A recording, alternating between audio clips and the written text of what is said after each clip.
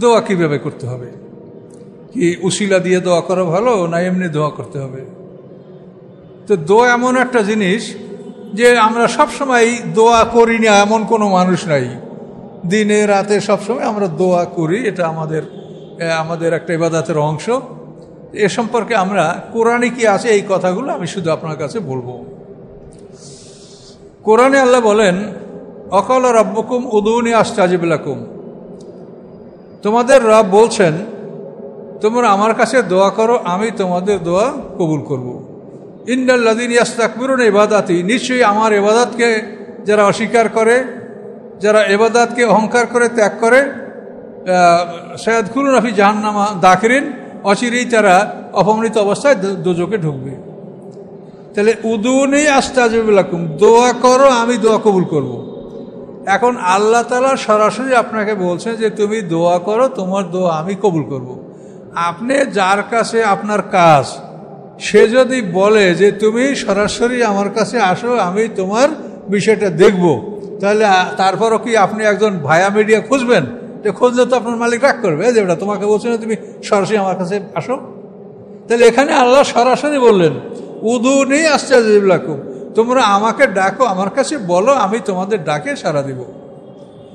ইন্নাল্লাযীনা ইস্তাকবিরুনা ইবাদাতি, এবং এই দোয়াটা যে ইবাদত, সেই জন্য অহংকার করে যারা এই দোয়াকে বর্জন করে, অচিরেই তারা অপমানিত অবস্থায় দোজখে ঢুকবে।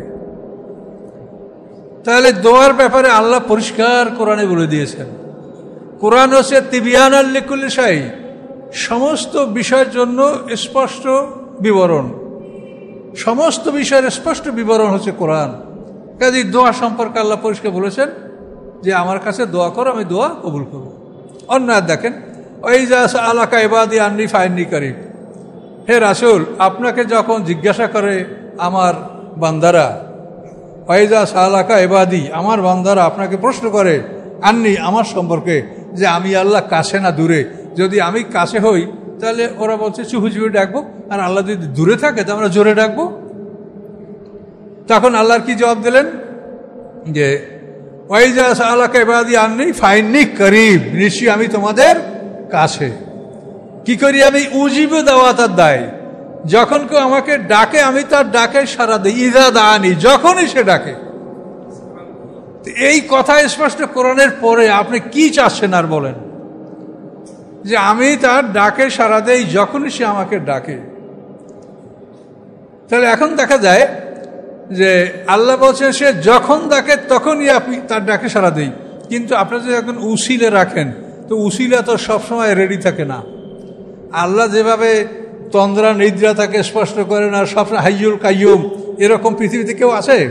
তাই না, আমি যাকে ওসিলা করলাম সে তো ঘুমেই রয়েছে। এখন আল্লাহর কাছে যাইতে হলে তো ওনার মাধ্যমে যাইবে, উনি তো ঘুমাইছে, তাহলে আমার দোয়া ওখানে স্টপ হয়ে গেছে, স্থগিত হয়ে গেছে। কেন? উসিলা ঘুমাইছে কে?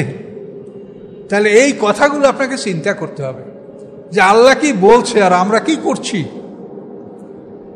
কাজে আপনাকে যে ওসিলার অপেক্ষা করছেন সে তো আল্লাহর মতো ওরকম এভার রেডি না, সবসময় প্রস্তুত না।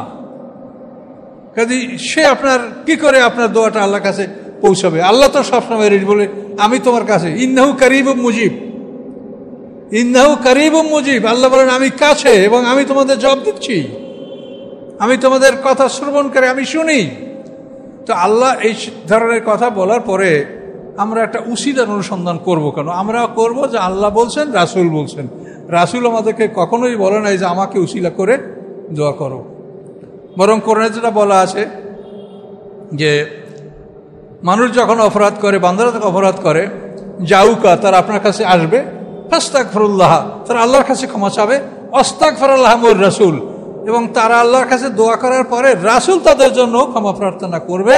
তখন এমত অবস্থায় লাউযুবিল্লাহ তাওয়াবুর রহিমা, তারা আল্লাহকে পাবে যে তিনি তওবা গ্রহণ করি, তিনি দয়ালু।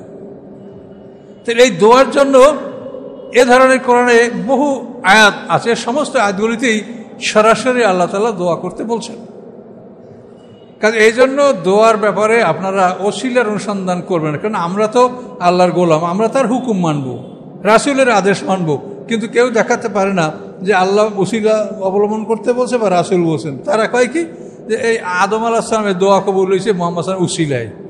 এটা একটা কাল্পনিক কথা।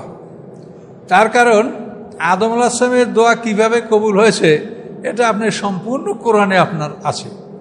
কোরআনে না থাকলে আপনি হাদিসে আছে এটা বলতেন, পরিষ্কার কোরআনে বলা আছে আদম আলাইহিস সালাম তাকে সৃষ্টি করা হয়েছে, তাকে ফেরেশতারা সেজদা করেছে জান্নাতে, সবই কোরআনে আপনারা জানেন। এরপরে শয়তানের ওয়াসওয়াসায় যখন তিনি নিষিদ্ধ বৃক্ষের ফল ভক্ষণ করলেন, করার ফলে তার জান্নাতের পোশাক নষ্ট হয়ে গেল, তিনি লজ্জিত হলেন, বেহেশতের গাছের পাতা দ্বারা লজ্জা ঢাকলেন, ঢাকার পরে তারপরে তিনি কি করলেন, আল্লাহ বলেন ফাতালাক্কা আদমের রব্বি কালিমাতিন, যে আদম তার রবের নিকট থেকে কিছু বাক্য কিছু বাণী গ্রহণ করলেন। এটার মানে তিনি নবুয়াত, এটা নবুয়াত লাভ করেন, তাকে কোরআনের আয়াত তাকে দেওয়া হলো। ফাতালাক্কা আদম ইবন রব্বি কালিমাতিন, তিনি রবের নিকট থেকে কয়েকটা বাণী শিখলেন। শেখার পরে ফাতাবা আলাইহি, আল্লাহ তার দিকে ফিরে আসলেন। ইন্নাহু তাওয়াবুর রহিম, আল্লাহ তাআলা তওবা গ্রহণকারী এবং দয়ালু। তাহলে এখন আল্লাহর কাছ থেকে সে কি বাণী শিখলেন, সূরা আরাফে সেটা দেখেন। আরাফে বলা হয়েছে ক্বালা রব্বানা যালামনা আনফুসানা ওয়া ইল্লাম তাগফির লানা ওয়া তারহামনা লানাকুনান্না মিনাল খাসিরিন। এই বাক্যগুলি তিনি আল্লাহর কাছে শিখেছেন এবং এইগুলি যখন দুজনে পড়েছেন, দেখেন ক্বালা ক্বালা কালা তাসনিয়া, দুজন, অর্থাৎ আদম হওয়া দুজনে এই দোয়াটা পড়েছেন। আমরা তো সবসময় আদমের গুনাহ মাফের কথা বলি, কিন্তু আদমের চাইতে হওয়া অপরাধী বেশি, কিন্তু তার গুনাহটা কিভাবে মাফ হইল সেটা তো আপনারা বলেন না, কিন্তু আল্লাহ কোরআনে বলে রেখেছেন।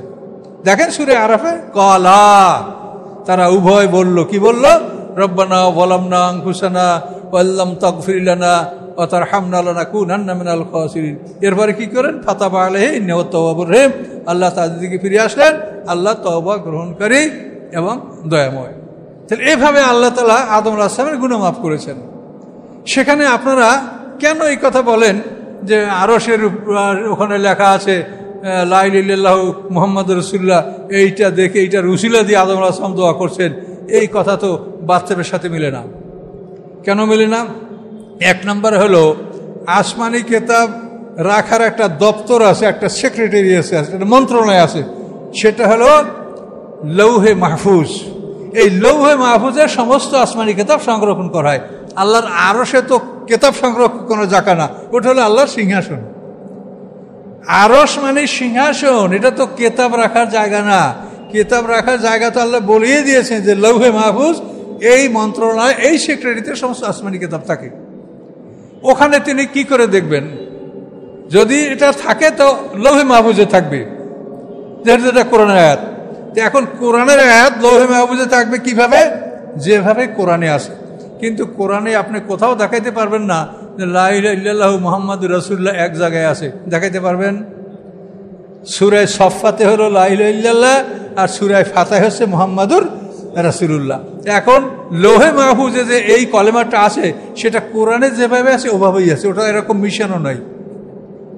লৌহে মাহফুজে লা ইলাহা ইল্লাল্লাহ সূরা সফফাতে, মুহাম্মাদুর রাসূলুল্লাহ সূরা ফাতিহা। তাহলে আপনি যে মিলিয়ে আমরা পড়ি, এটা আমরা পড়ি তার কারণ যে আল্লাহর স্বীকৃতির দেওয়ার পরে মুহাম্মদ সাল্লামকে নবী হিসেবে সাক্ষী দিতে হবে, এই জন্য আমরা এটাকে মিলিয়ে পড়ি। কিন্তু কোরআনে তো মিলানো নাই, আর যখন কোরআনে নাই তার লৌহে মাহফুজ ওরকম মিলানো লেখা নাই। তাহলে আদম কি করে দেখলো যে কলেমার সাথে নামটা মিলানো আছে?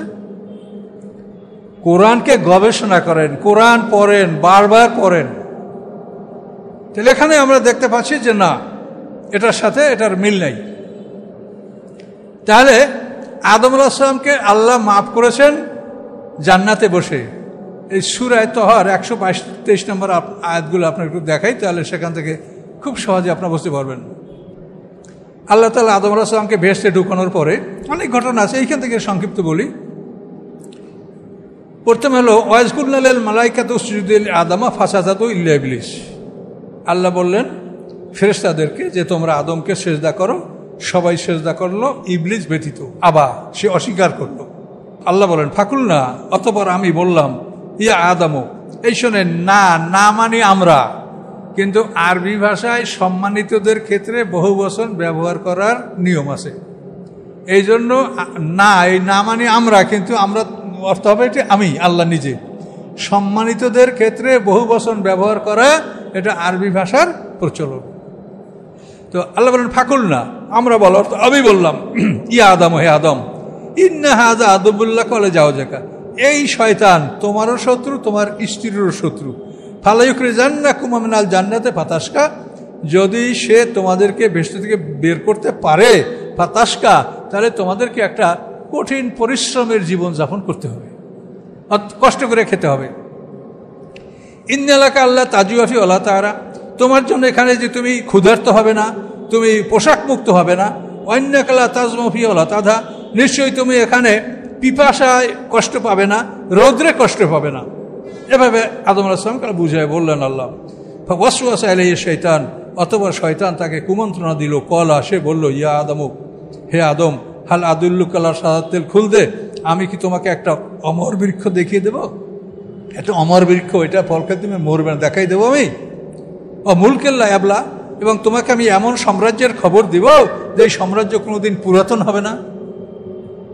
এরপরে শয়তানের পরামর্শে আকালা মেনহা, উভয়ই ওই গাছের ফল ভক্ষণ করলো। ফাবাদাত লাহুমা সাওয়াতুহুমা, তাদের লজ্জাস্থান তাদের সামনে উন্মুক্ত হয়ে গেল। তাফাকা ইয়াকসিফানি আলাইহিম জান্নাহ, তারপর তারা জান্নাতের পাতা দ্বারা তাদের নিজেদের সতর ঢাকতে শুরু করেছিল। ও আসা আদম ও রাব্বু ফাগা, আর আল্লাহ তাআলা আদমের অবাধ্য হয়েছিল এবং সে বিপদগামী হয়েছিল। তারপরে হলো এই দেখেন, সুম্মাস্তাবাহু, সে আল্লাহর অবাধ্য হয়েছিল, সে বিপদগামী হয়েছিল শয়তানের ওয়াসওয়াসার কারণে। আল্লাহ সুম্মাস্তাবাহু, অতঃপর আল্লাহ তাকে মনোনীত করলেন। ইজতাবা মানে বাছাই করা, মনোনীত করা, নমিনেশন দেওয়া। আল্লাহ তাকে বাছাই করলেন, রব্বু, তার রব। ফাতাবা আলাইহি, আল্লাহ তাআলা তার তওবা কবুল করলেন। ও হাদা, এবং তাকে হেদায়েত দান করলেন। এই ভেস্তে বসেই কিন্তু আল্লাহ তাকে মনোনীত করছেন, বাছাই করছেন, তওবা কবুল করছেন, হেদায়েত দান করছেন। কলা হাবেতা, এই হেদায়েত দান করার পরে আল্লাহ বলেন, এহবেতা, তোমরা নামো। তাহলে এই বেহেশতে তাকে তওবা কবুল করে নবুয়ত দান করে কলা হাবেতা বললেন, তোমরা দুজনে নামো। তার কারণ তোমরা যে গাছের ফল ভক্ষণ করছো, অল্প সময় পরে তোমাদের পেটে প্রস্রাব পায়খানার ব্যাগ হবে, সেটার ব্যবস্থা এখানে নাই, কাজেই তোমরা দুজনে নামো। তো এখন এহবেতাটা হলো তাকে গুনাহ মাফ করে দেওয়ার পরে এহবেতা। এই দেখেন, এহবেতা, তোমরা দুজন নামো, মেনহা, জান্নাত থেকে, জামিয়া, একেবারে সবাই, আওলাদ পর্যন্ত, শয়তান সহ। বাযুকুম লিবাযিন আদু, তোমরা একে অপরের শত্রু হবে, শয়তান এবং মানুষ। ফাম্মা ইয়াতিয়ান্নাকুম মিন্নি হুদা, অথবা যদি তোমাদের কাছে আমার পক্ষ থেকে হেদায়েত আসে, ফামান তাবায়া হুদায়া ফালা ইয়াদিল্লু ওয়ালা ইয়াশকা, যদি হেদায়েত আসে, ফামান তাবায়া হুদায়া, যে আমার হেদায়েতের অনুকরণ করবে সে বিপদগামী হবে না এবং সে হতভাগা হবে না। তো এখান থেকে আমরা পরিষ্কার বুঝতে পারছি যে আদমের গুনাহটা সম্পূর্ণ জান্নাতে মাফ হয়েছে। জান্নাতে মাফ করে তাকে আল্লাহ নবুয়ত দিয়া তারপর তাকে বলছে, হে বেতা, তোমরা নামো। অথচ আমরা ছোট্টবেলা থেকে শুনে আসছি আদম আজম পৃথিবীতে ফেলাই দিয়েছে, একজন শ্রীলঙ্কা আর একজন জেদ্দায়, 300 বছরে একজনের সাথে একজন দেখা হয় নাই। কত অদ্ভুত কথা মনে করেন। একটা মানুষ, একটা নারী, সে 300 বছর কোথায় থাকতে পারে একা? বলেন তো। সেখানে কি না হোটেল ছিল, না রেস্টুরেন্ট ছিল, না বোর্ডিং ছিল? তাহলে এটা কেমন একটা অদ্ভুত কথা। এত বড় কষ্ট কি আল্লাহ মানুষকে দিতে পারেন 300 বছর? এই সমস্ত কথা সব কাল্পনিক। কাজে এই জন্য কোরআনে যে কথা, এগুলি আমাদের জন্য যথেষ্ট হওয়া উচিত। কোরআনে যে কথাগুলি আছে এগুলি আমাদের জন্য যথেষ্ট হওয়া উচিত। যে কোরআনে ওই ধরনের কোনো কথা নাই। কোরআনে আছে যে এই আয়াত আদম আলাইহিস সালামকে শিখিয়ে দেওয়া হয়েছে, রব্বানা যালামনা, এই আয়াত, এবং এই আয়াত পড়ে দোয়া পড়ে তিনি আর কাছে দোয়া করছেন, তাকে তখন তার গুনাহ মাফ হয়েছে। তো আমি আশা করি ইনশাল্লাহ যে আপনারা এই সমস্ত বিষয় নিয়ে অনেক তর্ক বিতর্ক করা ঠিক না। আর আমিও আপনাদের তর্কের জবাব দিচ্ছি না, আমি শুধু এটাই বলছি যে এই বিষয়টা কোরআনে আছে, আপনারা কোরআন থেকে দেখে নেন। কোরআন থেকে আপনারা দেখে নেন, দেখবেন পরিষ্কার আপনি পাবেন যে জিনিসটা কীভাবে হয়েছে। আদমা উবার গুনাহ কীভাবে মাফ হয়েছে দেখেন, কিন্তু আপনাদের কোনো কথায় হাওয়ার গুনাহ মাফ হওয়ার কোনো বিবরণ নাই। আমন্ত।